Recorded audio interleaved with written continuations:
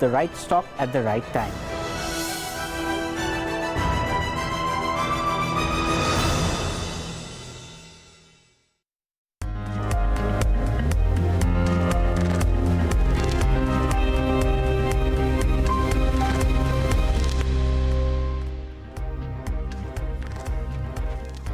Good morning, you're watching Daybreak on Bloomberg Quint Live and I'm Alec Matthew. First, the headlines today. Asian stocks are off to a modestly positive start. The dollar has fallen to a two-week low while treasuries remain steady. Despite a degrowth in exports, India's trade deficit narrowed to a 5-month low, led predominantly by a slowdown in imports.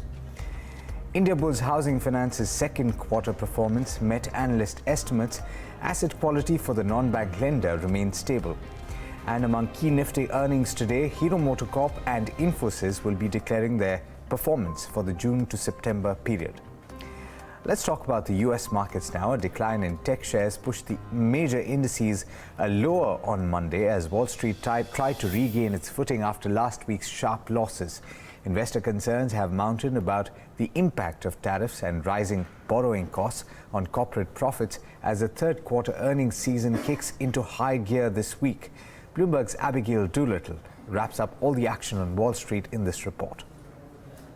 Stocks finished lower at the end of Monday's Wall Street session after whipsawing between small gains and losses, at least for the Dow and the S&P 500. The Nasdaq spent much of the session lower, but at the end of the day, all three major averages did fall. The Dow was down about 0.4%, the S&P 500 down about 0.6%, and that tech-heavy Nasdaq underperforming down 0.9%. Now, this could put investors on edge. That was a rather bearish close for most of the selling pressure to happen right before the close after last week's big selling pressure. Of course, each of the major averages last week had the worst week since the end of March. Now, not surprisingly, with that weakness for technology, the Nasdaq, or for the Nasdaq, I should say, technology, the worst sector, down 1.6%. Apple, a big drag for each of the major averages, down more than 2% on cautious comments from Goldman Sachs about Chinese consumer demand, that could hurt the company and that a Q4 beat and raise quarter is less likely at this point. Also weak, Microsoft, Adobe, and Cisco Systems. But at the end of the day, it was relatively a broad-based pullback with 7 of the 11 S&P 500 sectors lower.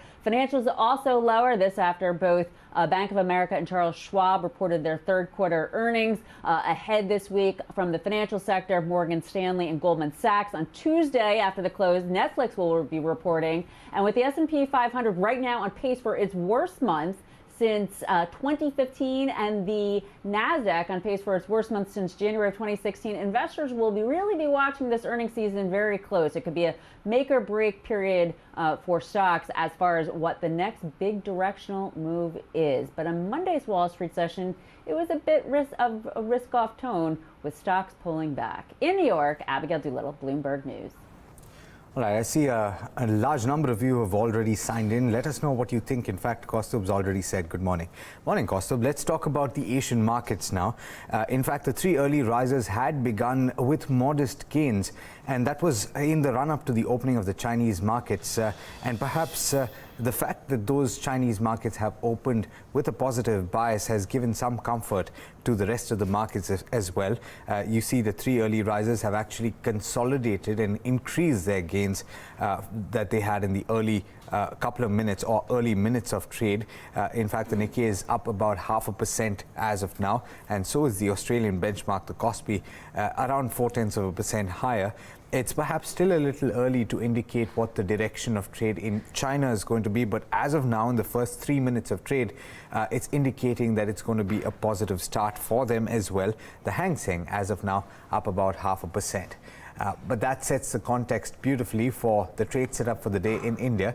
Darshan Mehta is joining me now to tell you all about what to look forward to today and also what's happening in the futures and options space. Darshan, beyond what's happening on the global side, we have two very important earnings to look forward to today as well. Yeah, it's earnings and yesterday the only earnings that came out after market hours was Indiabulls Housing Finance, which was stable. So not too much of an impact on either the Nifty or the Bank Nifty. So that's stable. That's what the SGX Nifty is also indicating. So if you look at the SGX Nifty, that's indicating a stable outlook at this point of time, up just 11%. But importantly, we are above the 10,500 mark in trade, which was a big resistance that the market was looking at. So, and if it continues to stay above this level, there could be more potential short covering. How did the ADRs pan out in trade? Yes, there was traction among the IT and pharma names. So Dr. Reddy's, Infosys, both of them were up in trade. ICICI Bank, Tata Motors also managed to inch up in trade. The other set was Vedanta and Wipro, which managed to disappoint the street. As far as our markets were concerned, we ended with a positive bias, and majority of the buying came in the last half an hour of trade. So there was traction, but there was clear outperformance by the mid cap and small cap end of the market. How did the Nifty Bank pan out in trade? It was absolutely flat, and the Bank Nifty PSU was also absolutely flat in trade. So it was the non-banking stocks that managed to move up in trade. What did well was the Nifty Pharma Index, which was up almost 2.6%. So that was something that did well. Auto again, after days of moving up, finally consolidated a little bit. It was down almost 0.5%.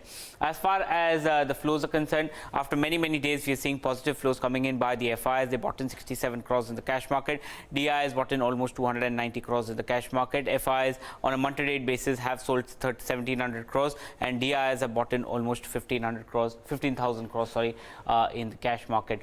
Nifty was up 40 points. What contributed? There was ITC, Reliance, Infosys, HDFC Bank. So all the high weight counter managing to contribute. What didn't do well was HUL reacting negatively to the numbers. ICICI Bank put a drag, and that's why the Nifty Bank was also down in trade. M&M and L&T were rather weak in trade. As far as the future and option market is concerned, there was fresh buying that was seen on the Nifty. Open interest build up of 3%. Similar case with the Nifty Bank. Open interest build up of 1%. But that too was absolutely flat in trade. How's the trade setup looking at this point of time? Again, 11,000 seems to be the big resistance that we're looking at this point of time, and call writers are active from levels of 10,500 to higher level. That's why I'm saying if the market manages to stay above the 10,500 level, there will be a little bit of covering that the market will see. Below that, 10,400 to 10,000, all the way up to 10,000, put writers are much more active in trade. So it looks range bound at this point of time. As far as what happened in trade yesterday, call writers became active from levels of 10,700 to higher level. They shed positions at lower levels and shifted positions higher. Put writers started being active from levels of 10,300 to 10,500. So that's the range. It looks like a range bound trade. We are anticipating not major moves coming in or moves coming in at this point of time. The two stocks in the F&O band continue to remain the same, IDBI Bank and Adani Power. The Nifty PCR pretty much stayed the same level at 1.20. The Bank Nifty PCR managed to move up slightly. As far as the four stocks are concerned, Kotak Bank yesterday saw high open interest build up of 5% on the long side. So there is clear accumulation that's happening on Kotak. The other stock I want to talk about is V-Guard Industries. Again, open interest build up of 5%, that too on the long side. So there is open interest build up that's happening here. The third stock is Ajanta Pharma, high open interest build up of 8% on the long side. And the last stock that I want to talk about was the counter that fell in trade. IRB fell in almost 4%. So it's been seeing a lot of selling pressure. Again, open interest build up of 2%, that too on the short side. Thanks so much for that. Sorry about that. Thanks so much for that, Darshan. Well, let's talk about the other markets. In fact, the rupee has snapped its three-day session gaining streak to end 26 paise lower at 73.83 against the US dollar on Monday after crude prices rose amid intensifying geopolitical tensions. So far this year, the rupee has declined 13.6%. A large part of the recent pressure on the currency, of course, is being attributed to the heavy selling by foreign institutional investors. They have sold equities worth $4.21 billion and debt worth $8.19 billion. India's 10-year benchmark bond yield, meanwhile, stayed more or less flat, and that's probably after the update on the retail inflation in September, which grew slower than estimated. The dollar index, which measures the US currency's strength against major currencies, was trading up by 0.1% from its previous close. Now, here's the latest on the economy. India's September trade deficit hit its lowest level in 5 months despite high crude oil prices. Exports entered negative zone after 5 months, declining 2.5% on a yearly basis. Imports, however, went up by 10.4% in September, driven by increased shipments of consumer goods like smartphones. The government, by the way, and I'm sure that you've read about this, has announced 2 rounds of customs duty hikes to try to curb non-essential imports. Economists, however, do not expect that these measures will have much of an impact. With that, let's shift to the commodity space, and Jayesh Kilnani is joining in with all the updates there. Good morning, Jayesh. What are you picking up? Morning, Alex. Let's start off with oil prices, which have been trading positive for the third consecutive session. Now, we have a statement from the Saudi energy minister who says that Saudi Arabia is still a responsible supplier of the oil market, and they will increase their output to ensure that there is stability in the oil market as well. In terms of other news, Bloomberg forecast indicates that crushing crude oil inventory is likely to rise as much as 2 million barrels for last week. So that's as far as the oil markets are concerned. But if you have a look at the base metal space, most of the base metals in fact decline on the London Metal Exchange except for lead and tin. As far as individual base metals are concerned, copper declined for the second straight day. And in terms of inventory data, we have the copper inventory, which declined as much as 3% on Monday. And we had the nickel inventory, which fell to the lowest level since 2013. Lastly, talking about precious metal space, last couple of days we've seen that there's been good traction that's come about for gold prices. In fact, gold posted its highest close in about 2 months on the back of haven demand. All right, thanks so much for that, Jayesh.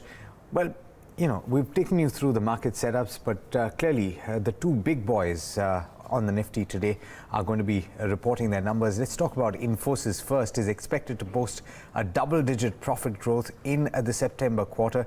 Is it just the rupee depreciation playing out, though? Darshan Mehta is joining us with all the expectations and all the factors at play here. Darshan, what are you picking up, and what should somebody look for in the results today?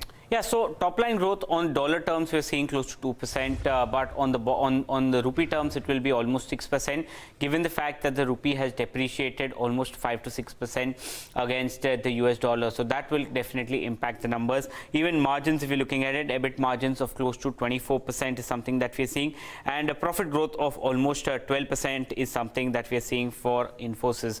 As far as the guidance is concerned, 6 to 8% in constant currency, and margin FY19 operational margin guidance of 22 to 24%. So that's the guidance that they have given. We'll need to see whether they maintain it or they revise it. So that's the view that we're looking at. Margins to expand in the back of a weakening rupee. 6.5% was the rupee depreciation against the dollar, and every 1% rise in the dollar means that margins will expand anywhere between 20 to 25 basis points. So that's the rough estimate that the street works with.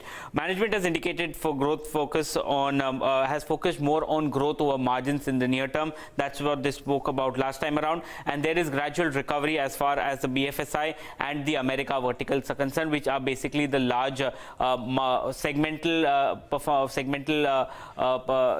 vertical as well as the geographical vertical for them, and company attributes investments and localization for subdued guidance previously. What to watch out for? Deal sizes and wins in the digital space, new large outsourcing pipeline, tie-ups, and as far as IoT, analytics, cloud services, all that is something that we watch out for, and factors that may influence FY19 guidance. So that's something that we need to watch out.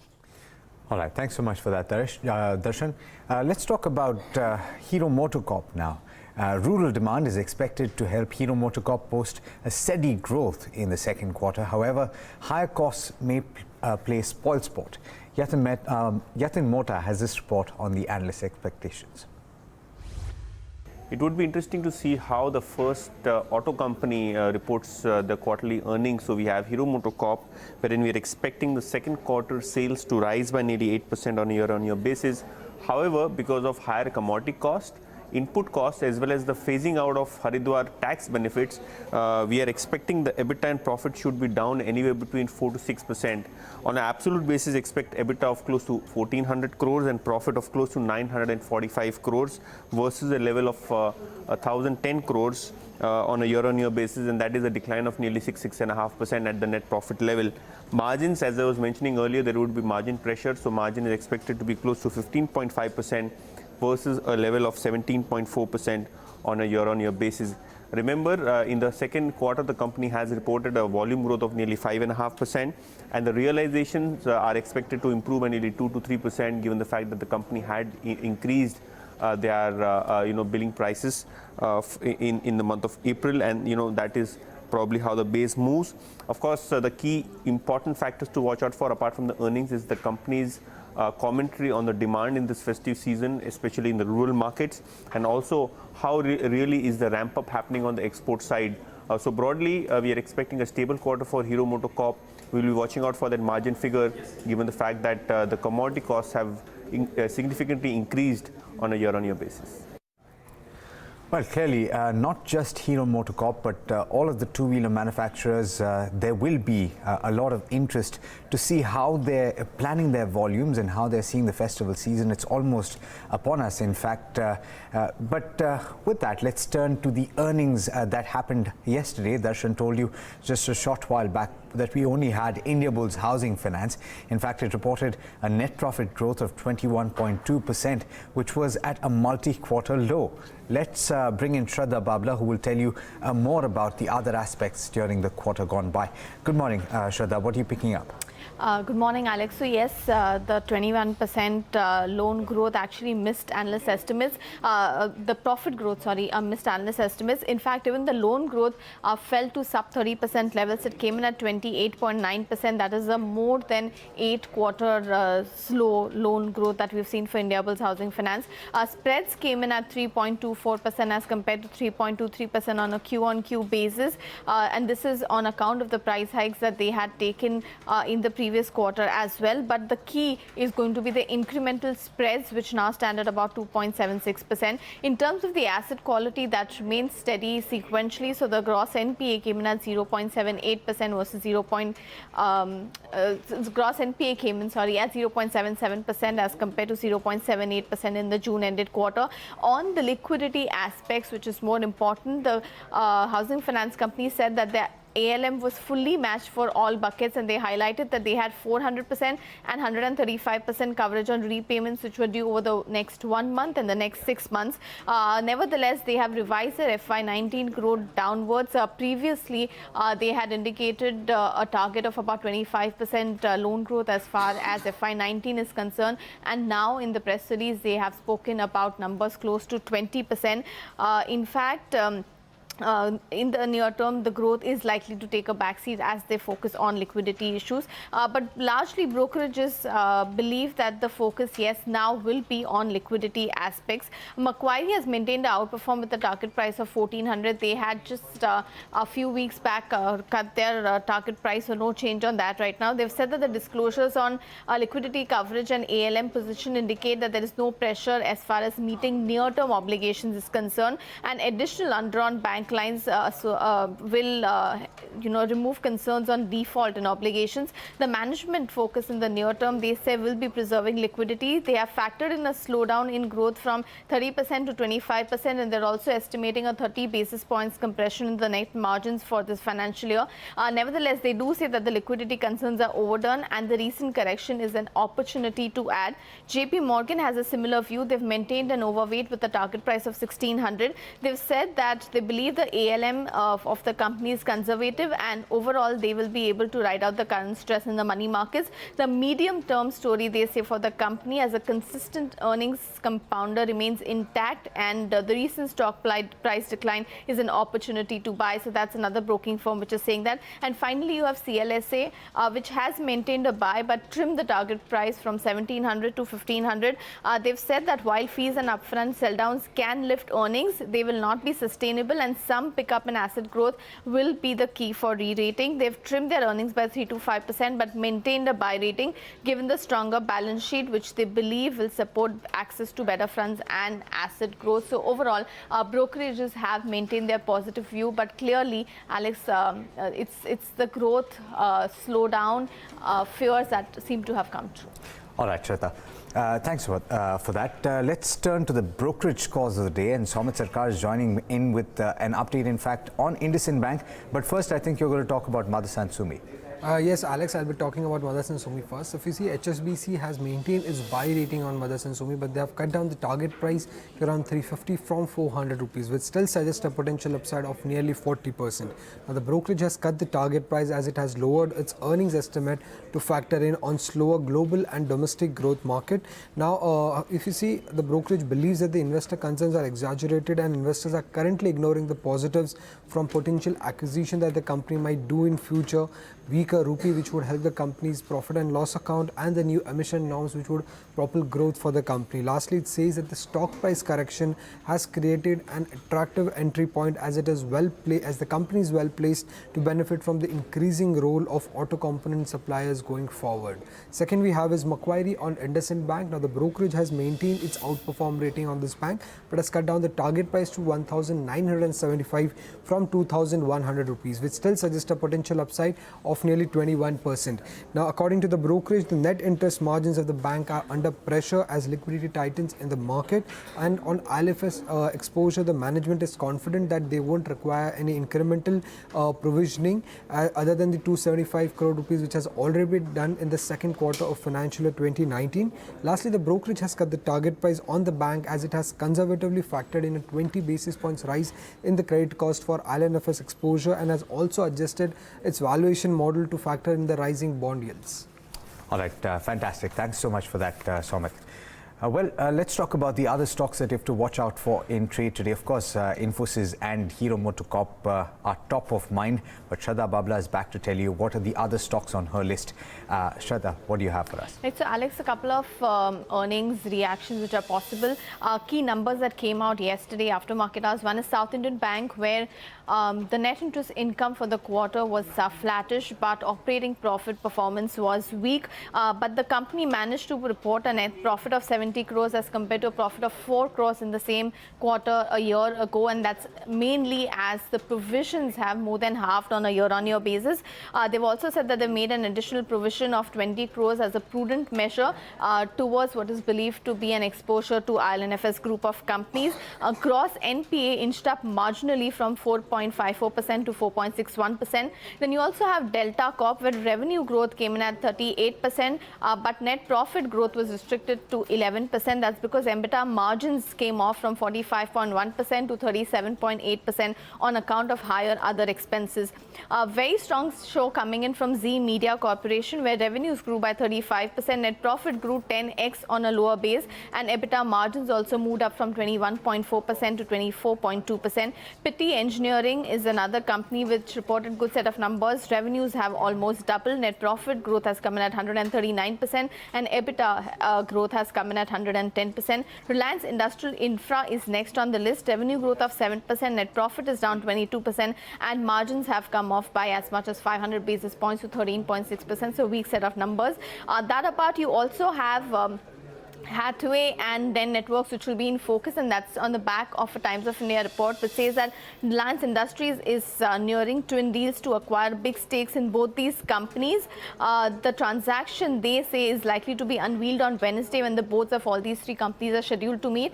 We did see both these stocks run up sizably yesterday, but focus will continue to remain on these two names. And finally, in insider trades, you have Advanced Enzyme Technologies, where the promoter group Atharva Green Ecotech has sold 55 lakh shares. That's about 4.9% stake on October 12th. Remember, totally the promoter group held about 67.34% as of 30th June. So that will come down by 5% or so, but some negative Q for Advanced Enzymes. All right. Thanks, Shraddha. Well, there's clearly lots to talk about over the course of the day, not just the markets, in fact, also the earnings, and you find all the live market action right here on Bloomberg Quint Live. But as of now, if you look on the website, you'll find a few stories that are very interesting to read. First up, and this is important news, 8 days after the first allegation of sexual harassment against MJ Akbar emerged, the junior minister in the Narendra Modi government has decided to go on the offensive. Not only has Akbar, who is Minister of State for External Affairs, refused to step down, he also termed the allegations against him as malicious and filed a defamation suit against Priya Ramani, one of the first journalists to call him out. And in the other developing story, President Donald Trump has said that he's immediately sending Secretary of State Michael Pompeo to Saudi Arabia to meet with King Salman bin Abdulaziz, and suggested that rogue killers might be behind the disappearance of journalist Jamal Khashoggi in Turkey. If you've been following this story, you'll know that he went missing a few days back at the embassy in Turkey. Trump has said that the king, in a 20-minute phone call, offered him a flat denial, and that the Saudi government was behind Khashoggi's disappearance and possible murder. A Saudi official said the kingdom has begun an investigation ordered by the king, which is separate from a joint probe with Turkish officials. Now, if you are familiar with the gaming space, years ago, eSports was a community of video gamers who would gather at conventions to play Counter-Strike, Call of Duty, or League of Legends. But today, even colleges in America have embraced the idea of esports, and the inaugural competitive gaming team of New York's St. Thomas Aquinas College has its eyes set on a virtual victory. Like a gamer from the college team said, it's any college student's dream come true. Listen in. I told my mom, she laughed. She was like, so all those times when I told you get off the computer and you didn't, it all paid off. I said, yeah, it basically did. My friends ask me what is esports and all that. I say it's competitive gaming. And I get the same look every time of, wait, there's competitive video games? And it's always the same thing. It's, yeah, like as much as people bash video games and how people are like, oh, it's not a sport. I'm like, yeah, maybe it's not a sport, but it's still a mental competition. It's a skill of hands. It's all hand-eye coordination and muscle memory. Never thought I would ever actually be on an esports team, have like a jersey and get funding from a school, and like actually get like respect from an accredited college for playing video games. It's honestly, it's any college person's dream come true. I could never have really imagined any school having it. So the fact that it's existing at all and that it's existing here is pretty crazy. It's kind of, it's new for everybody, and it's just getting started. So it's kind of a wild and crazy time right now, but everyone's figuring it out as we go. It's competitive in the scholarships too. Some schools are able to give out full rides. Some schools, like us here, partial scholarships. So, really that's a competition in itself. I think it is absolutely male dominant right now. I think it's the nature of what video games have been in the past. You see that break every once in a while. We do have 2 girls on our Overwatch team.